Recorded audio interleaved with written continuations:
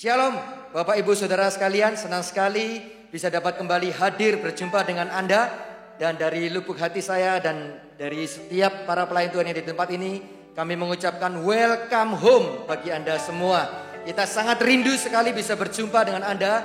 Oleh sebab itu mari kita terus berdoa supaya saat-saat itu bisa segera tiba dan kita bisa kembali hadir di gereja Tuhan ini, di Gereja Mawar Sharon Surabaya Pusat di Sibek bagi saudara yang biasa beribadah di tempat ini, dan di Gereja Mawar Sharon Surabaya Timur yang ada di Marvel, dan Gereja Mawar Sharon Surabaya Selatan yang ada di Siwalan Kerto. Dan sebuah kerinduan untuk kita bisa berjumpa, saling tegur sapa, saling bercanda, ya saudara bisa lakukan apapun ketika berjumpa, merupakan kesukaan yang besar. Dan sebuah kerinduan untuk kita bisa berkumpul bersama-sama menaikkan pujian kita, penyembahan kita di hadapan Tuhan. Amin. Sebelum kita memulai ibadah hari ini, saya ingin membawa beberapa informasi untuk Anda semua.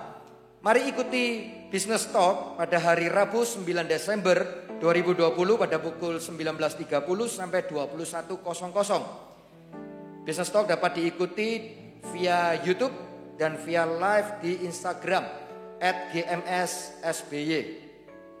Dan ikutilah doa pagi God's Favor in Marketplace, hadir kembali untuk kita bisa berdoa dan mendengar firman Tuhan bersama-sama Sabtu 12 Desember 2020 mulai pukul 6 pagi. Mari membawa setiap kerinduan dan pergumulan dalam bisnis maupun pekerjaan Anda di dalam hadirat Tuhan. Dan saya percaya ketika itu semua kita bawa dalam hadiratnya, Tuhan pasti menjawab doa kita dan kita dikuatkan melalui sharing firman Tuhan. Amin.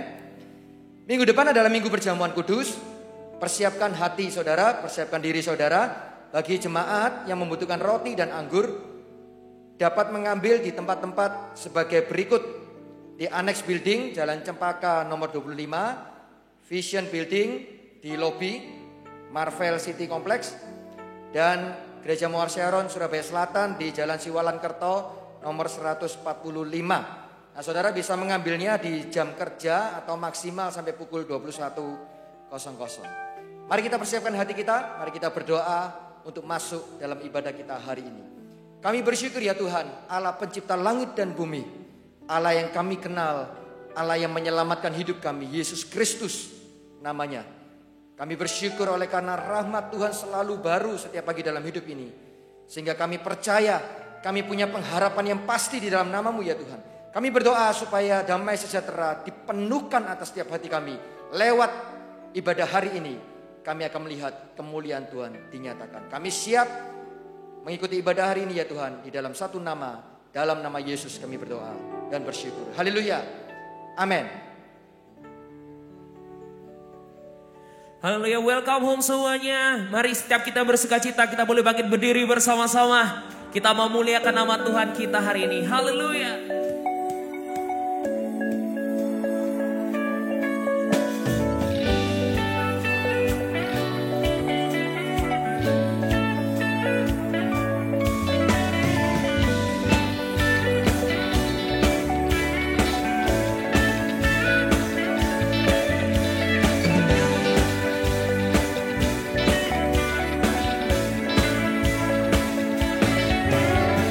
Joy to the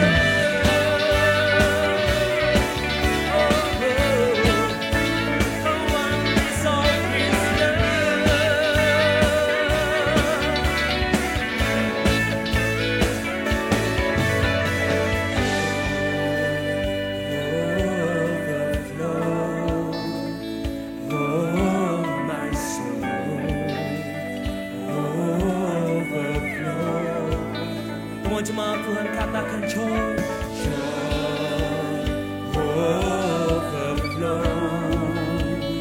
Oh my soul, overflow. Sing joy.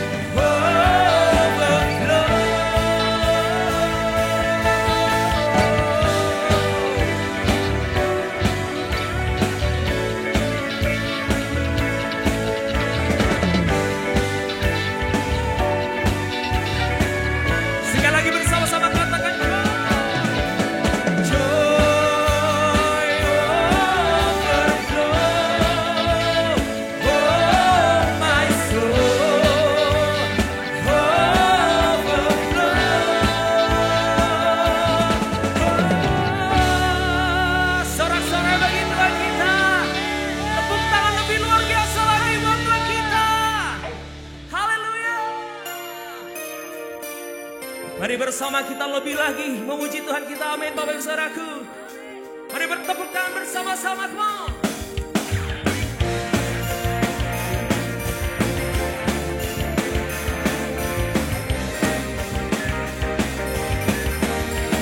Bersama-sama katakan, tak pernah ku ragu, tak pernah ku bimbang saat ku putuskan firman-Mu kekuatanku, hikmat-Mu menuntunku untuk membawa jiwa kepadamu. Roh-Mu di dalamku, dan ku hidup bagi-Mu Tuhan. Ku hidup bagi-Mu, ku tak pernah rangi dunia menjadi saksi-Mu. Berlari beritakan karya-Mu seumur hidupku, agar dunia diselamatkan, nama Yesus yang ditinggikan.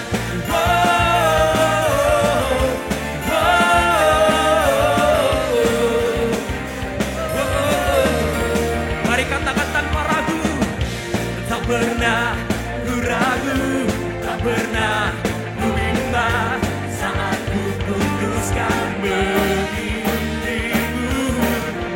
Firman-Mu kekuatanku, hikmat-Mu menuntunku untuk membawa jiwa kepadamu. Katakan Roh-Mu, Roh-Mu di dalamku, ku hidup bagi-Mu, hidup bagi-Mu. Bukan menyala rangi dunia menjadi saksi-Mu. Kami kan berlari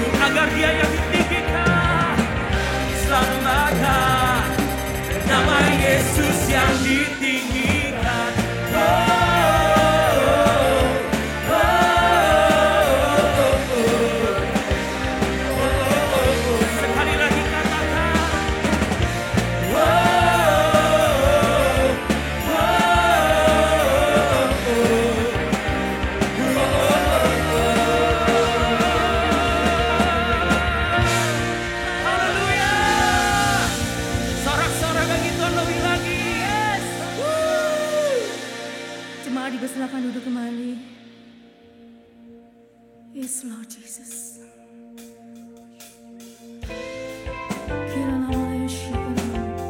Kami mau jujur padamu saat ini Tuhan. Yes, Lord Jesus.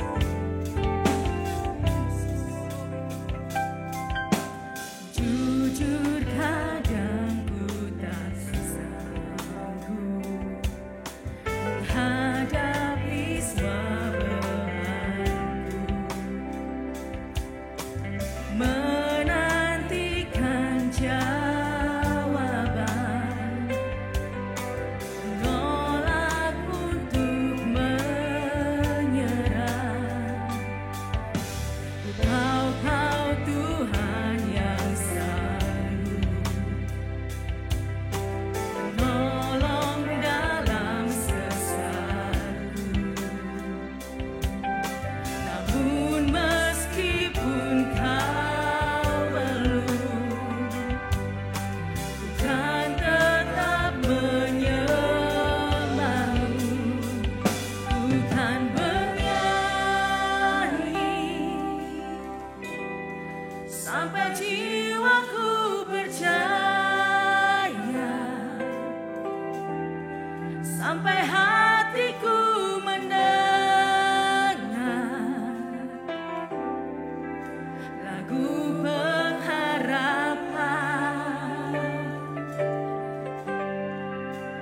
Ku kan berserah, ku tahu aku tak sendiri.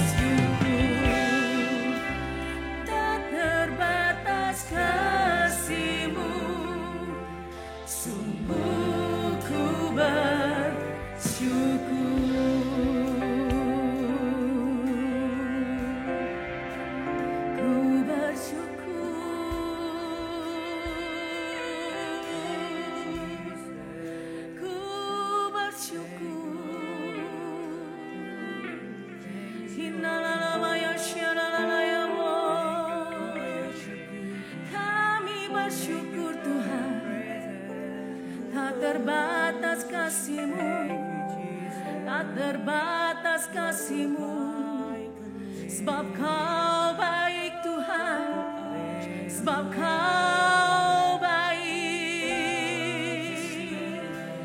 Kasih-Mu lebih dari segalanya, kasih-Mu lebih luas dari langit, kasih-Mu lebih luas dari yang ada di dunia ini.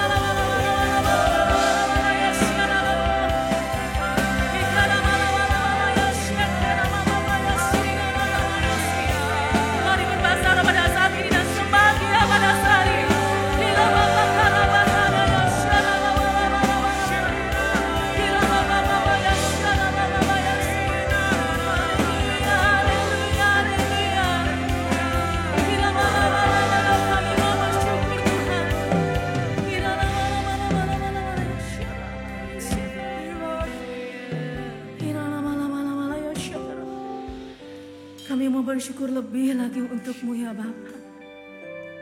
Sebab Kau Allah yang hidup dalam kehidupan kami, yang menghidupi setiap iman kami Tuhan. Yes Lord Jesus. Ku bersyukur Bapa, ku bersyukur Tuhan, buat kasih setia-Mu di dalam hidupku. Ku bersyukur, ku bersyukur, ku bersyukur Bapa. Yes, amin, amin. Kami bersyukur Tuhan, kami bersyukur Tuhan, kami bersyukur. Buat kasih setia-Mu di dalam hidupku. Ku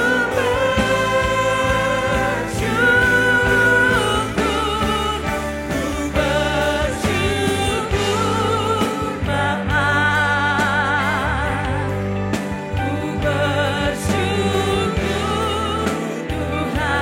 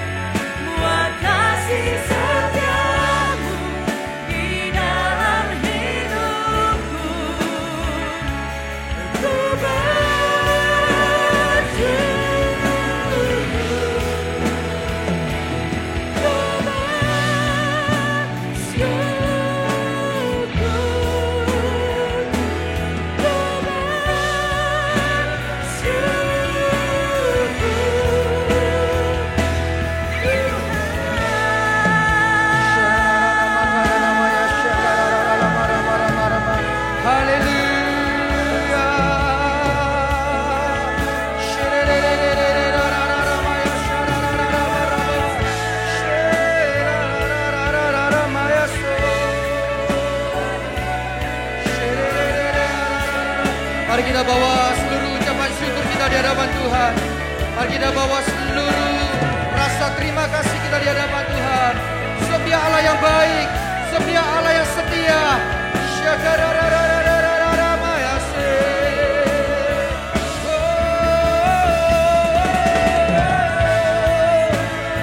Sebab akan selalu ada pengharapan di dalam nama Yesus. Sebab akan selalu ada jawaban di dalam nama Yesus. Sebab akan ada selalu pemulihan di dalam nama Yesus. Haleluya. Haleluya.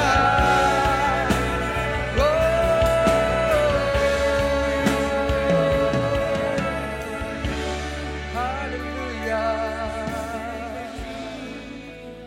Yes, Lord. Betapa kami bersyukur ya Tuhan di hadapan-Mu. Allah yang ku percaya. Terima kasih buat segala yang Tuhan lakukan dalam hidup kami. Terima kasih buat semua berkat yang Tuhan nyatakan di hidup kami. Kami tahu ada begitu banyak hal-hal yang kami tak pernah sadari di hidup ini yang Kau sedang lakukan untuk kami. Kami tahu kalau hari ini kami berjalan, kami tidak sedang berjalan sendiri, karena Tuhan bersama dengan kami. Dan kami tahu kalau Tuhan berjalan bersama dengan kami hari ini, maka Allah yang ku percaya itu juga berjalan bersama dengan kami di masa-masa yang ke depan. Sebab Engkau Allah yang sudah ada di masa depan itu ya Tuhan untuk kami. Pengharapan yang pasti. Pengharapan yang tak pernah mengecewakan hidup kami. Terima kasih Tuhan Yesus, terima kasih. Lebih dari ucapan syukur kami ya Tuhan, yang tak bisa kami ungkapkan, terbatas hanya dengan bahasa manusia. Terima kasih. Dan kalau hari ini ya Tuhan kami datang di hadapan-Mu, kami membawa persembahan persepuluhan kami di hadapan-Mu. Biar kami datang membawanya dengan rasa hormat di hati kami. Bagi Allah yang mulia. Biar kami datang membawanya dengan rasa gentar. Karena persembahan perpuluhan ini adalah berkat dari Tuhan. Ketika kami membawanya ini adalah kami mengembalikannya untuk Engkau.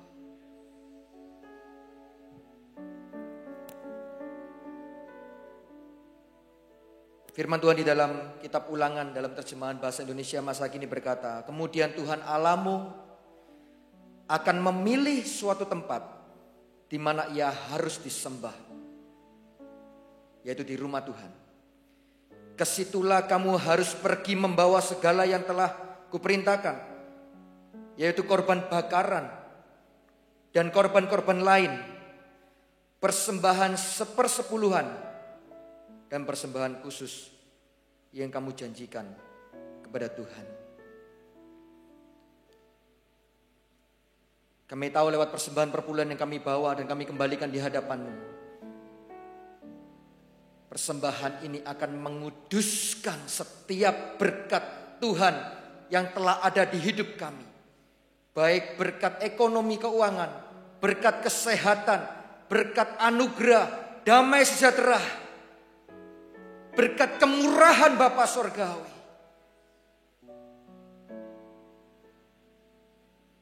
Kami tidak sedang melakukannya oleh karena hanya sekedar mengikuti perintah Tuhan. Tapi kami mau melakukannya oleh karena kami mau taat dan oleh karena hati kami mengasihi Engkau.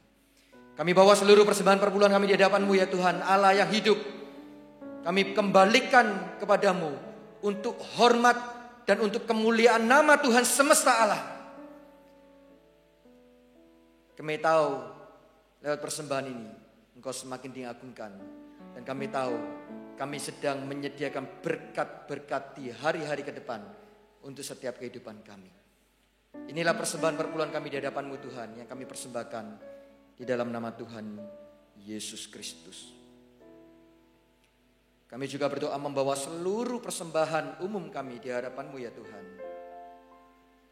yang kami berikan dengan kerelaan hati kami, dengan rasa cinta kami kepadamu, dengan rasa ucapan syukur kami wujudkan lewat persembahan kami. Kami mau memberi yang terbaik bagi nama Tuhan. Biar Engkau disukakan ya Tuhan lewat persembahan kami. Berkati persembahan ini, dan supaya setiap tangan yang memberikan dengan hati yang tulus di hadapan Tuhan, Engkau Allah yang memperhitungkan sebagai kebenaran. Dalam nama Yesus, inilah persembahan kami. Haleluya. Amin.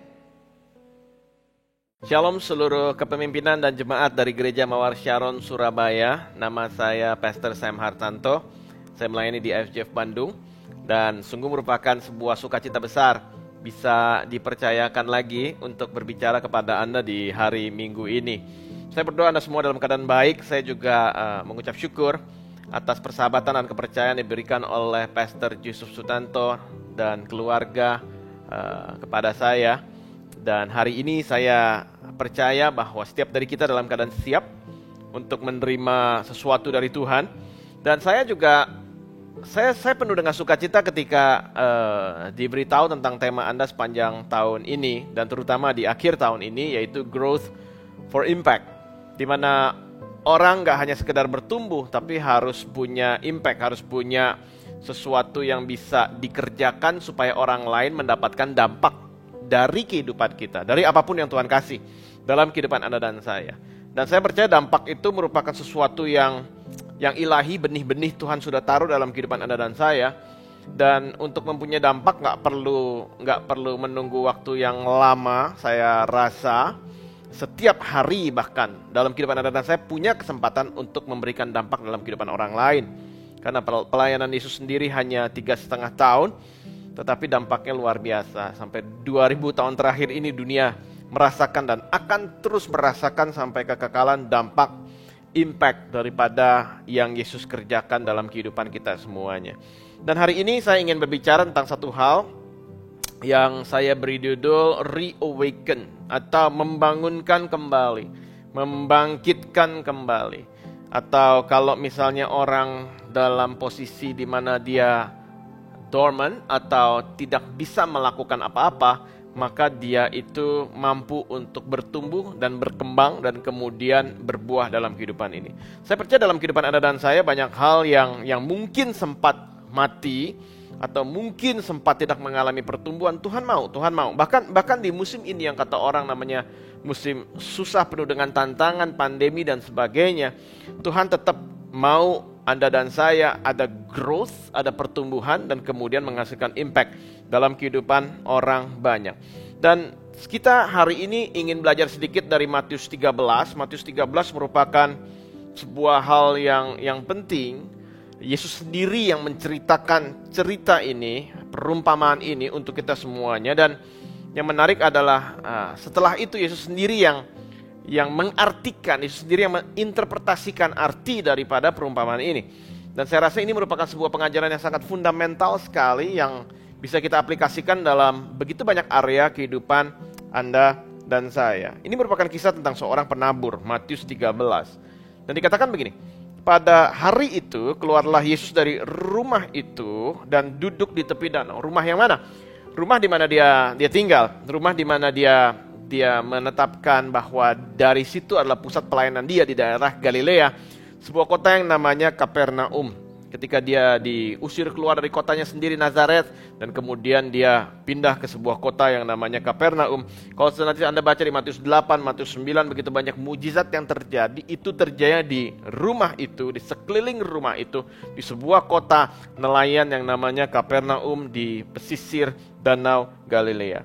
Dan dikatakan dia duduk di tepi danau, dia keluar dari rumah, dan ayat yang kedua dikatakan maka datanglah orang banyak berbondong-bondong lalu mengerumuni dia. Kenapa?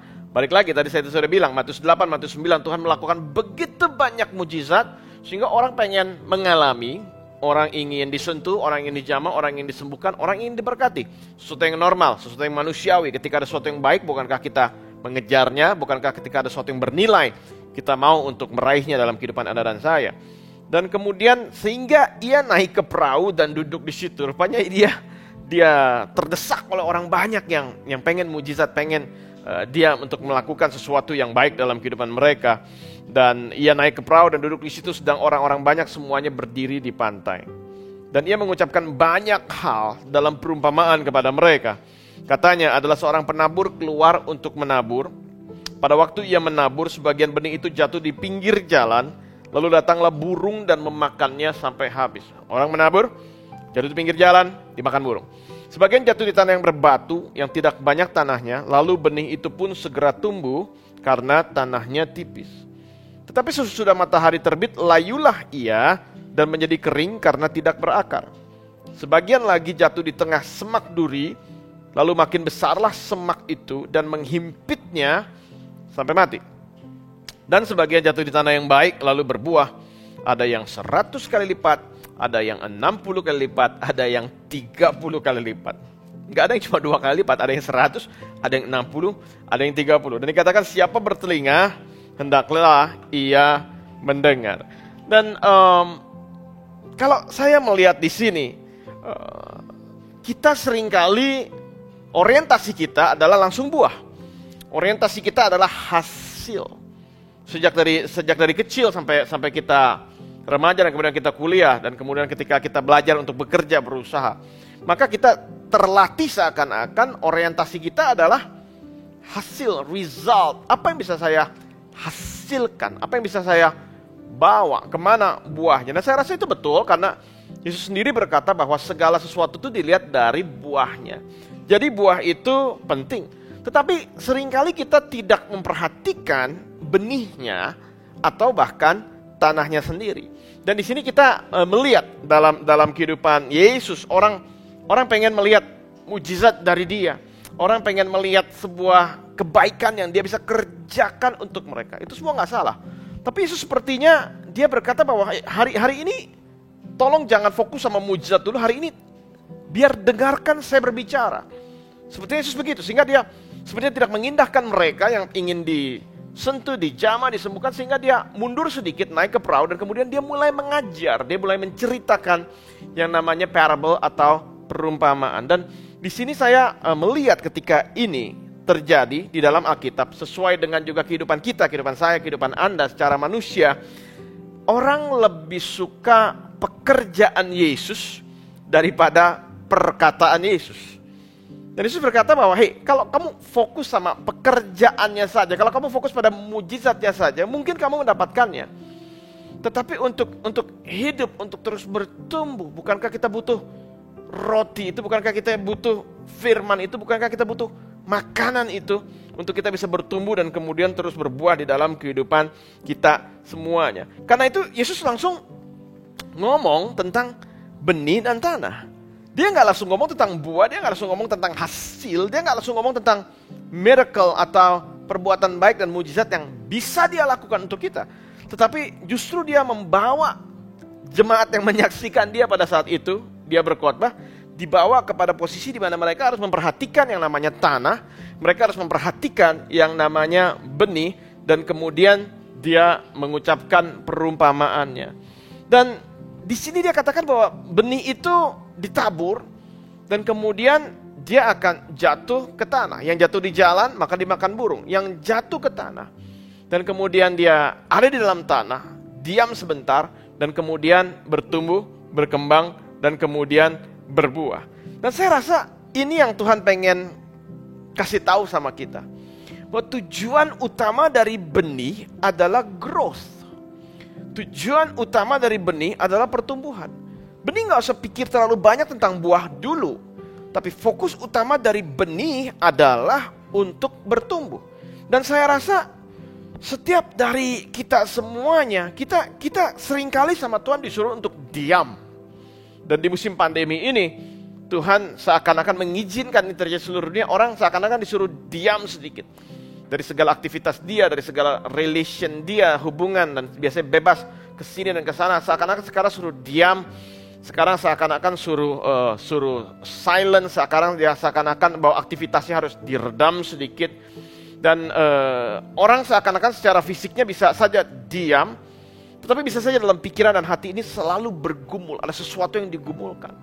Dan saya yakin bahwa ketika Tuhan izinkan ini terjadi dalam kehidupan umat manusia, terjadi dalam kehidupan orang percaya, Tuhan ingin supaya kita melatih bahwa ketika yang di luar itu diam, ketika kita izinkan segala kebisingan dalam kehidupan kita ini kita diamkan, maka yang di dalam akan bersuara dengan lebih jelas lagi. Sekali lagi saya ulangi, ketika kita bisa untuk punya satu disiplin, sehingga segala macam kebisingan di sekeliling kita bisa kita diamkan, maka yang di dalam kita, Dia yang di dalam kita, Rohnya yang di dalam kita, itu akan lebih terang, akan lebih menyala, akan lebih jelas.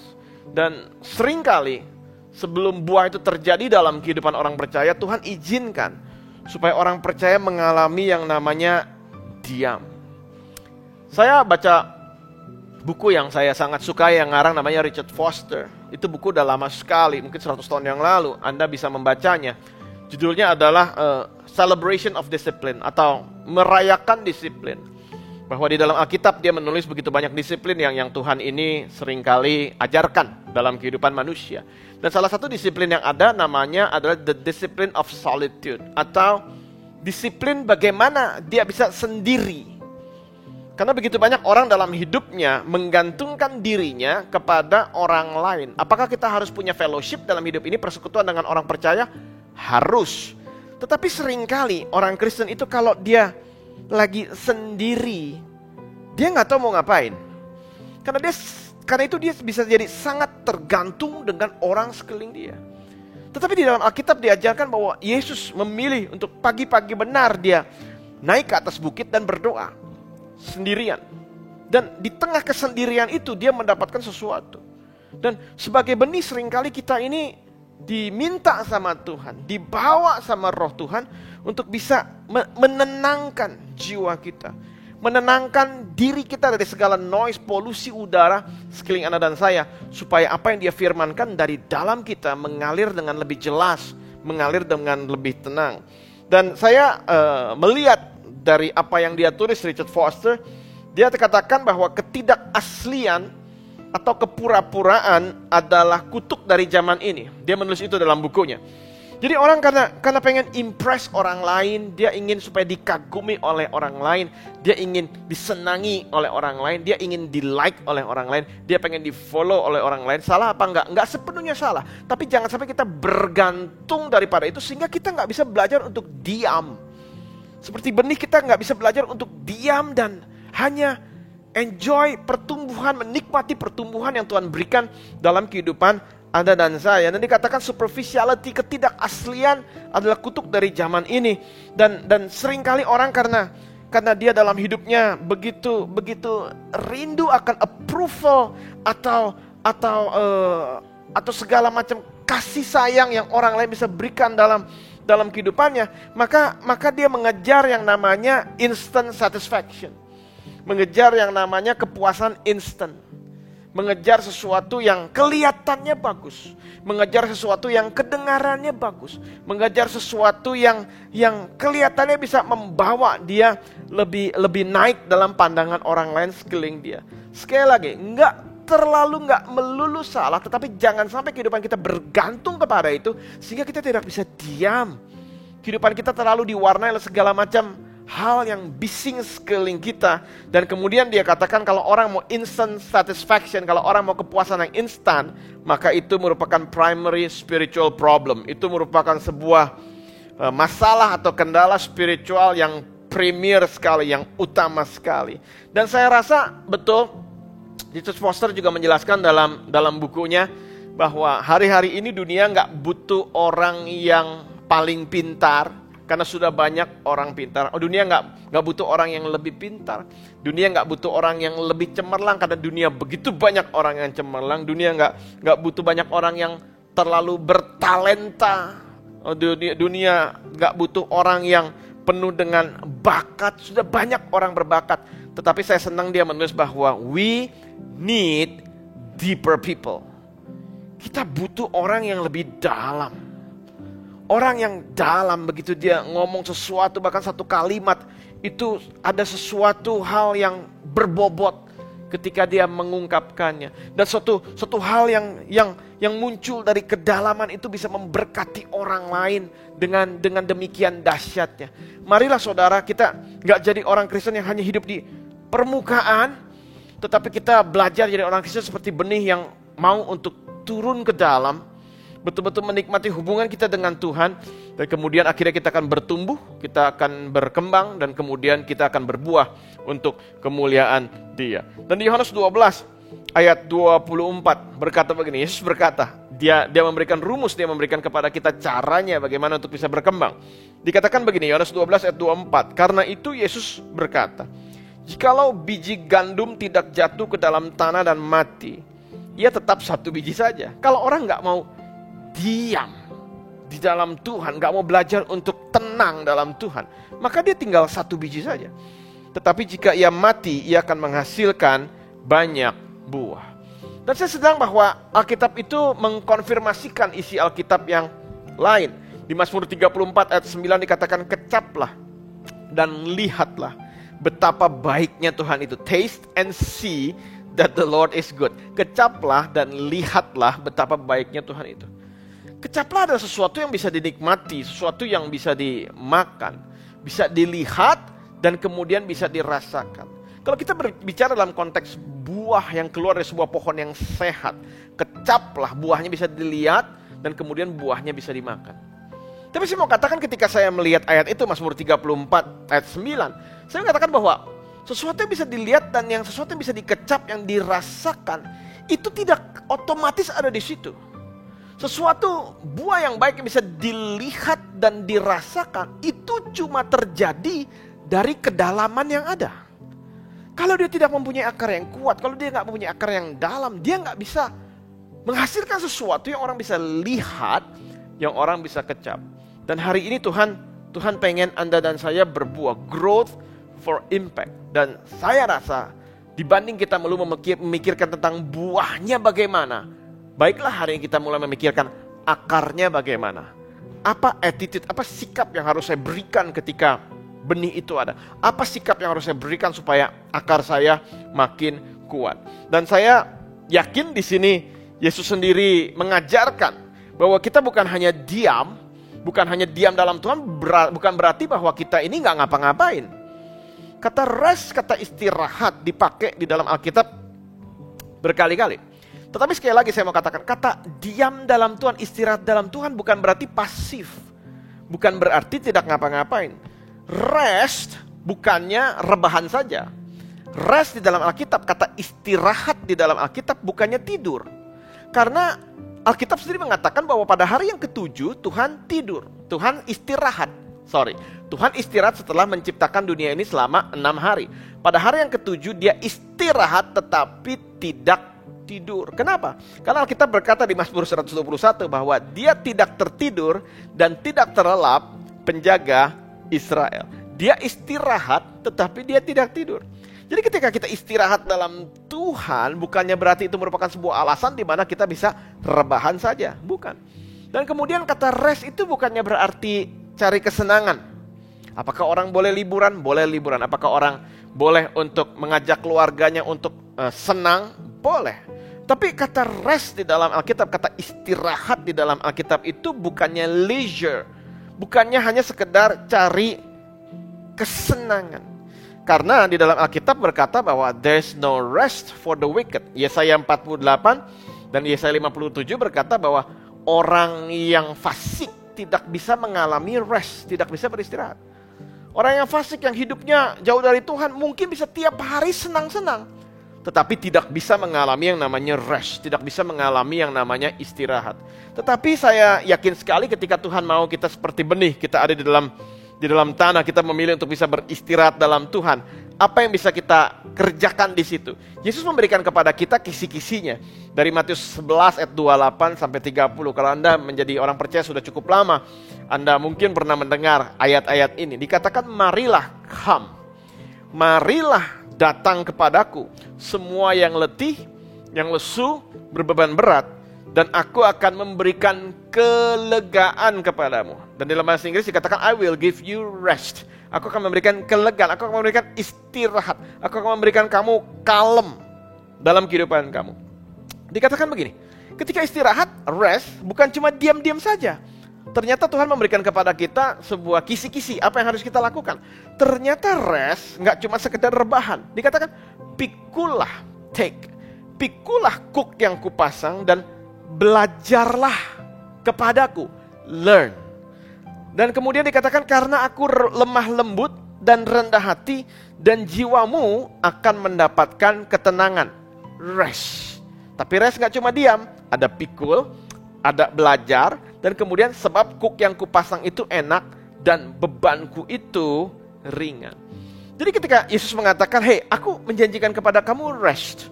Ketika kamu ada dalam aku seperti benih, seperti akar, engkau seakan-akan itu gak banyak berisik dalam kehidupanmu, tapi kau sedang beristirahat di dalamku. Apa yang sedang kamu lakukan? Dikatakan ketika rest, orang itu datang, marilah, come, dikatakan dalam bahasa Inggris, come, marilah datang kepadaku.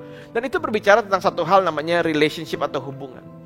Dan Tuhan berkata ketika diam, bukannya berarti cuma hanya diam, tapi membangun hubungan kembali dengan Tuhan. Saya nggak tahu untuk Anda, mungkin itu Tuhan memanggil Anda hari ini, mengingatkan untuk kembali membaca Alkitab, membaca firman Tuhan, punya hubungan pribadi dengan Tuhan. Saya nggak tahu, setiap dari orang yang mendengarkan saat ini, biar Roh Kudus sendiri yang mengingatkan kepada Anda apa yang harus diperbaiki supaya kita punya hubungan dengan Tuhan ketika Dia memerintahkan kita untuk come, untuk datang. Dan kemudian dikatakan pikulah, take, ambil. Yang pertama itu tentang, kalau come tentang relationship, yang kedua take, ambillah, pikulah, itu berbicara tentang responsibility, berbicara tentang tanggung jawab. Setiap dari kita ketika kita berdiam dalam Tuhan bukan berarti kita melepaskan tanggung jawab kita. Kalau Anda sebagai ayah, ya bertanggung jawablah sebagai ayah. Bertanggung jawablah seperti suami, sebagai suami yang baik. Kalau Anda istri, bertanggung jawablah sebagai istri, sebagai ibu. Kalau Anda bekerja, bekerjalah dengan baik. Kalau Anda melayani, layanilah dengan baik. Arti dari come, rest, istirahat yang Yesus janjikan adalah ketika kita punya relationship hubungan dengan Dia, dan juga kita menjadi orang yang responsible, menjadi orang yang penuh dengan tanggung jawab. Dan kemudian dikatakan bahwa belajarlah daripadaku, learn, itu berbicara tentang rearrange atau kita menyusun ulang kehidupan kita. Ketika kita punya hubungan dengan Tuhan dan kemudian kita mau untuk belajar melakukan tanggung jawab kita, maka Roh Kudus akan memberikan kepada kita hikmat, belajar dari Dia untuk bisa mengatur ulang kehidupan Anda dan saya. Akhir tahun sudah dekat, tahun baru akan segera datang. Mari kita di minggu-minggu yang sangat singkat ini kita mulai memperhatikan dan rearrange, mengelola kembali, mengatur kembali, menyusun kembali kehidupan Anda dan saya supaya tahun 2021 ketika Tuhan mau melakukan apapun yang besar, ketika kesempatan untuk jadi impact, punya dampak itu terjadi, maka Anda dan saya dalam keadaan siap. Dan di sini Tuhan pengen di tengah, mungkin orang berkata saya banyak pergumulan pastor. Setiap orang saya percaya pada saat ini terutama banyak yang sedang bergumul. Saya nggak mengecilkan pergumulan Anda, saya nggak mengecilkan tantangan yang sedang kita hadapi saat ini. Tapi di sini saya rasa Tuhan pengen ya, ketika benih itu di dalam tanah dia bergumul untuk bertumbuh. Dia bergumul untuk menyerap apapun yang baik. Dia bergumul untuk punya tunas, akhirnya punya batang, punya cabang, dan kemudian akhirnya berbuah. Dan dari hari ini saya mau katakan dalam pergumulan Anda, terutama untuk Anda dalam keluarga. Saya mendengar begitu banyak kesaksian yang baik dari teman-teman saya, jemaat yang saya pimpin tentang Tuhan restorasi keluarga. Tapi saya juga banyak dengar cerita-cerita yang menyedihkan tentang keluarga, terutama dalam urusan financial, dalam urusan hubungan dengan satu sama yang lain. Di tengah pergumulan ini, doa saya untuk kita semuanya adalah don't wrestle to live. Jangan bergumul untuk memilih untuk mundur dan kemudian pergi dari tanggung jawab kita dalam keluarga, dalam pekerjaan, but wrestle to learn. Betul-betul kita memilih untuk bergumul, tetapi kita mau belajar sesuatu dari pergumulan yang Tuhan izinkan untuk kita hadapi. Karena Anda melihat bahwa ketika tunas itu ada, ketika tunas itu mulai bertumbuh, mulai berkembang, maka dia akan meninggalkan bekas daripada cangkang daripada benih itu. Bekasnya akan kelihatan. Dan saya melihat di dalam kehidupan Anda dan saya, sepertinya Tuhan Yesus ingin mengajarkan ketika Dia ngomong tentang benih, bahwa ada sesuatu yang ditanggalkan. Ada manusia lama yang ditanggalkan. Ketika tunas itu keluar, maka bekas daripada penutup benih itu, selaput yang lama itu ditanggalkan, ditinggalkan. Manusia yang lama berganti dengan manusia yang baru. Saya rasa hari-hari ini begitu banyak orang bilang, oh saya butuh karir yang baru, saya butuh pekerjaan yang baru. Kalau memang itu kebutuhan Anda doakan sama Tuhan, Tuhan bisa kasih jalan keluar. Tetapi saya rasa jawaban utama dalam kehidupan kita di tengah musim ini bukanlah hanya pekerjaan yang baru. Kebutuhan kita di musim ini bukanlah hanya karir yang baru, apalagi keluarga yang baru. Bukan itu solusinya. Tetapi saya rasa solusinya supaya bisa kita dibawa dari 2020 ke 2021 adalah manusia yang baru.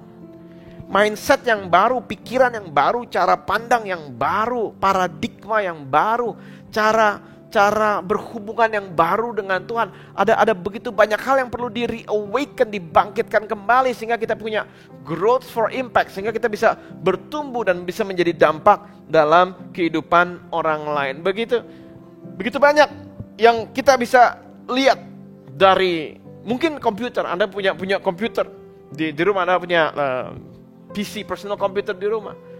Mungkin casingnya bisa baru, luarnya bisa baru. Tetapi kalau softwarenya masih yang lama, maka Anda tidak bisa menyelesaikan pekerjaan yang baru. Handphone bisa baru, mungkin baru 3 bulan, 6 bulan, 1 tahun umurnya. Tetapi kalau perangkat yang di dalamnya, aplikasi yang ada dalam handphone Anda nggak upgrade terus menerus, Anda nggak perbaharui terus menerus, handphonenya boleh baru, casingnya boleh mahal sekali, tetapi pekerjaan yang bisa dilakukan sangatlah terbatas. Jadi saya mau kita semua berpikir ketika Yesus berbicara tentang benih dan kemudian bertumbuh. If you don't correct who you are dalam musim ini, ketika Anda tidak memperbaiki dirimu sendiri di musim ini, you will take the old into the new season. Anda akan membawa yang lama masuk ke musim yang baru. Kalau Anda nggak memperbaharui manusianya, batiniahnya, Andanya di sini, Anda akan bawa yang lama ini ke tahun yang baru. Dan kalau itu terjadi, tahun yang baru akan menjadi sama seperti tahun yang lama. Saya percaya tahun yang baru mempunyai sebuah pengharapan yang baru. Jangan bawa manusia lama ke dalam tahun yang baru. Marilah kita bawa dalam kehidupan kita manusia yang sudah mengalami perubahan di dalam kesendirian bersama dengan Tuhan, bersama dalam rest dengan Tuhan. Sudah tahu bagaimana caranya beristirahat sambil terus produktif di dalam Dia. Dan saya yakin sekali hari-hari yang baru akan datang ketika Anda belajar untuk meninggalkan hari-hari yang lama. Dan kemudian Yesus sendiri berkata bahwa ketika kamu bisa lakukan ini, ketika kamu gak hanya pikirin mujizatnya, ketika kamu gak hanya pikirin buahnya, ketika kamu gak hanya memikirkan hasilnya, tapi kamu memikirkan tanahnya dan memikirkan benihnya, maka ada potensi kamu bisa mengalami pertumbuhan 160 dan 30 kali lipat. Ketika engkau mementingkan yang penting, maka sungguh-sungguh yang penting akan terjadi di dalam kehidupanmu. Nah di sini saya melihat bahwa tanah, atau Yesus sendiri nanti mengartikan bahwa tanah itu adalah hati manusia, dikatakan begitu. Itu berbicara tentang budaya. Jadi ketika kita membangun pola pikir yang baru, kita sebetulnya sedang membentuk kebiasaan yang baru. Dan ketika kita masuk dalam kebiasaan yang baru, secara sadar tidak sadar kita sedang membentuk budaya yang baru. Dan menurut saya budaya ini sangat penting, karena budaya akan kita kerjakan tanpa mikir lagi.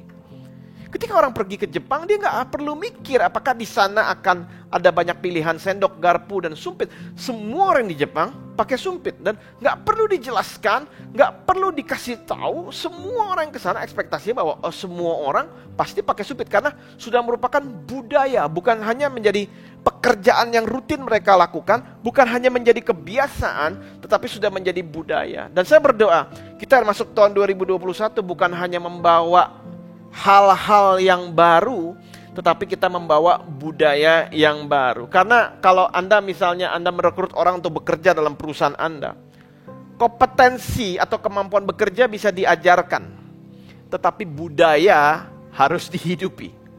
Dalam rumah juga. Kalau anak misalnya membantu di rumah ini dan itu, misalnya pembantu rumah tangga bahkan, asisten rumah tangga untuk mengerjakan ini dan itu bisa dilatih. Tetapi budaya kebersihan, budaya sopan santun, budaya tata krama, budaya menyambut tamu, menyajikan makanan dan sebagainya, itu merupakan kultur. Itu merupakan sebuah hal yang sudah tidak perlu mikir lagi karena sudah menjadi bagian dari dirinya, diajarkan berulang-ulang, maka produknya adalah demikian. Karena itu saya rasa dalam kehidupan kita semuanya, saya yakin sekali ketika Yesus berkata 160-30, dia nggak mengharapkan 100 buah yang asam, 60 kali lipat buah yang pahit, 30 buah yang tidak bisa dimakan. Saya yakin sekali bahwa dia pengen Anda dan saya ketika kita memperhatikan yang primer, yang utama, maka buah kita tuh manis, buah kita tuh bisa dinikmati oleh orang banyak. Dan saya yakin sekali bahwa kita mengejar bukan hanya sekedar jumlah dari buah, tapi Anda dan saya harus mengejar yang namanya nilai dari buah itu. Buah itu bernilai kalau manis, buah itu bernilai punya impact, bisa memberkati orang lain ketika sedap untuk dimakan, sedap untuk dikonsumsi. Dan saya rasa sungguh, di musim ini, masuk ke musim yang baru, masuk ke dalam sebuah tatanan yang nanti Tuhan izinkan terjadi dalam masyarakat. Kejarlah nilai, kejarlah value. Jadilah orang yang konsisten melakukan nilai-nilai yang baik. Jadilah orang yang berani untuk mengambil nilai-nilai yang baik. Jangan menjadi orang yang berkompromi akan yang namanya nilai. Karena ketika yang kita pupuk dari awal benih itu penuh dengan nilai, maka ketika dia berbuah pun akan penuh dengan nilai-nilai yang baik. Dan saya rasa ketika orang mengejar nilai, maka promosi otomatis akan hadir dalam kehidupannya. Karena bukankah semua orang mencari yang bernilai? Karena emas dimanapun dia pasti akan kelihatan, pasti tetap bernilai. Dan hari ini sebelum saya tutup, saya ingin memberikan sebuah pesan dalam kehidupan kita semua. Ketika kita belajar untuk memperhatikan benih dan tanah kita, if you're working for values, kalau engkau dalam hidupmu mengejar nilai, you don't have to be pushed. Engkau nggak perlu disemangati terus, engkau nggak perlu didorong-dorong terus, karena the value pulls you. Nilai itu menarik Anda ke atas. Kalau orang yang hidupnya mengejar nilai dalam kehidupan ini mau mengejar yang bernilai, dia nggak perlu terus-menerus didorong-dorong. Dia nggak mau nggak perlu terus-menerus disemangati, nggak gampang loyo, nggak gampang patah semangat, nggak gampang pudar apinya, enggak. Tapi kalau dia mengejar nilai itu yang akan menarik dia ke atas, membuat dia nantinya bisa punya impact 100, 60, dan 30 kali lipat dalam kehidupan dia dan dalam kehidupan orang lain untuk kemuliaan Tuhan. Dan di sini Yesus mengakhiri di Matius 13 ayat 9, yang saya berdoa ini menjadi apa yang kita mau juga sesuai dengan apa yang Yesus katakan. Dikatakan begini, siapa bertelinga hendaklah ia mendengar. Dan di Wahyu juga sekali lagi dikatakan bahwa barang siapa bertelinga hendaklah ia mendengar apa yang Roh katakan kepada jemaat. Hari ini dia siap memberikan mujizat. Dia siap menolong. Dia siap keluar dari rumah dan menjamah orang yang buta bisa melihat, orang yang lumpuh berjalan, segala macam kelumpuhan financial, segala kelumpuhan apapun dia bisa sembuhkan. Tetapi ada momen di mana dia nggak melulu mau melakukan mujizat, tapi dia berkata, hey, dengar sebentar. Perhatikan benihmu, perhatikan tanahmu, perhatikan bagaimana engkau bertumbuh, perhatikan bagaimana engkau berkembang, perhatikan bagaimana engkau berbuah. Kamu punya potensi untuk bisa berbuah, jadi impact 160, 30 kali lipat. Karena engkau tidak bisa jadi impact dari apa yang tidak engkau punya, tapi engkau bisa jadi dampak dari apa yang engkau punya. Haleluya, sama-sama kita berdoa. Tuhan Yesus, terima kasih untuk hari ini. Firman yang singkat, firman yang sederhana, kami berdoa supaya Tuhan sendiri, yang Roh Kudus engkau sendiri, yang hadir dalam kehidupan setiap orang yang mendengar, sehingga setiap dari kami memperhatikan yang dalam. Kami mau jadi orang yang bisa berdiam dalam kedalamannya Tuhan. Karena justru di dalam kedalaman itu Tuhan sedang mempersiapkan kami untuk sesuatu yang besar. Kami berdoa Tuhan untuk growth for impact. Kami berdoa untuk greater impact. Impact yang lebih besar, dampak yang lebih besar. Mengakhiri tahun ini kami mau punya dampak. Di tahun depan kami mau punya dampak ya Bapa. Sehingga nama-Mu dipermuliakan. Semua yang sakit disembuhkan. Semua yang beban berat Engkau berikan kelegaan. Karena kami minta ini di dalam satu nama. Nama yang luar biasa. Yang di bawah kolong langit ini tidak ada nama lain. Selain daripada nama Tuhan Yesus Kristus. Haleluya. Amen. Selamat hari Minggu semuanya. Tuhan memberkati kita semuanya. Terima kasih Tuhan. Terima kasih Tuhan Yesus. Karena Engkau adalah Gembala Agung kami. Karena Engkau adalah Kepala gereja ini. Dan karena Engkau hadir di antara kami. Terima kasih Tuhan Yesus. Karena Engkau adalah Kepala keluarga kami. Engkau adalah pemimpin hidup kami. Engkau adalah penanggung jawab masa depan kami. Engkau adalah penjamin keselamatan kami. Engkau adalah air yang mengalir, yang membawa damai, yang tidak dapat diberikan dunia kepada kami. Engkau yang memberikan beban kepada kami. Engkau yang memberikan kemenangan kepada kami. Kami bersyukur saat ini. Saat kami merendahkan diri kami di hadapan-Mu. Kami tahu Engkau mengambil kesempatan itu untuk merubah hidup kami.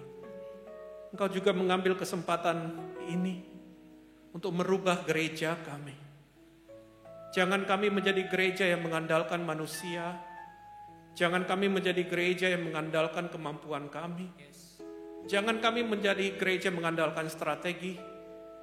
Tapi jadilah kami gereja yang mengandalkan Engkau. Mengandalkan Engkau lebih dari segala-galanya. Meninggikan Engkau lebih daripada nama gereja, nama pelayan Tuhan, nama reputasi, nama apapun yang kami lakukan di tempat ini. Juga biarlah hidup kami meninggikan nama-Mu Tuhan. Kami bersyukur Tuhan Yesus, Engkau ada di dalam keluarga kami. Saat ini kami naikkan syukur kepada-Mu Tuhan. Karena kami tahu apapun yang kami akan hadapi, dan terutama pada akhir tahun ini. Saat kami memasuki bulan Desember, kami ingin melihat bahwa kami mempunyai banyak hal yang kami dapat bersyukur kepada-Mu. Karena kami tahu saat kami bersyukur, kami sedang mengundang hadirat-Mu lebih dalam hidup kami. Saat kami mempunyai hati yang mau bersyukur, Engkau dapat menyiapkan rencana-Mu dalam hidup kami. Oleh karena itu saat kami mengakhiri kebaktian ini, biarlah kami dapat bersyukur kepada-Mu. Engkau hadir dalam gereja, Engkau juga hadir dalam hidup kami. Kami bersyukur untuk setiap hal yang kami sedang lewati dan telah lewati. Kami bersyukur untuk pasangan kami. Kami bersyukur untuk suami, istri kami. Kami bersyukur untuk ayah dan ibu kami. Kami bersyukur untuk setiap saudara-saudara kami, our brothers, our sisters. Kami bersyukur untuk our brother-in-law, our sister-in-law. Kami bersyukur untuk setiap anak-anak kami. Kami bersyukur untuk setiap sahabat-sahabat kami. Kami bersyukur untuk setiap partner-partner kami dalam bisnis dan juga dalam pekerjaan dan dalam apapun yang kami lakukan. Kami bersyukur untuk setiap keadaan di mana kami berada saat ini. Karena kami tahu bukanlah keadaan yang dapat membuat kami merasakan damai sejahtera. Dan kami tahu bukanlah apa yang manusia lain lakukan dalam hidup kami yang dapat membuat kami merasakan diberkati, tapi karena Engkau ada bersama dengan kami. Kami bersyukur untuk itu. Karena Engkau memakai segalanya untuk kebaikan bagi hidup kami. Oleh karena itu jemaat Tuhan, ketahuilah, hidupmu akan dirubah dengan luar biasa. Oh yes, selama Desember, Bersyukurlah, bersyukurlah, bersyukurlah, bersyukurlah, bersyukurlah. Karena setiap kali engkau bersyukur, hidupmu akan dirubah. Setiap kali engkau bersyukur, engkau dapat memberikan berkat yang lebih dan engkau diberkati. Setiap engkau bersyukur, Tuhan sedang mempersiapkan hal-hal baru yang Dia akan lakukan di tahun yang akan datang.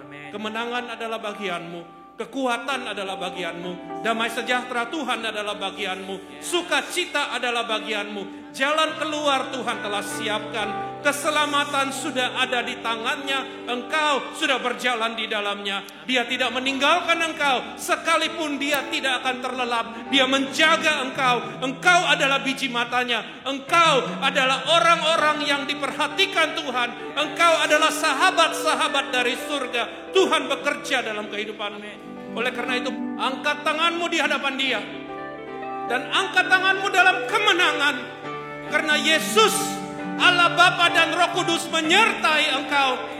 Dari keselamatan menuju keselamatan, dari kemuliaan menuju kemuliaan, dari kebenaran menuju kebenaran, dari sukacita demi sukacita. Di dalam nama Yesus, semua yang percaya berkata, amin. Tuhan berkati Anda. God bless you.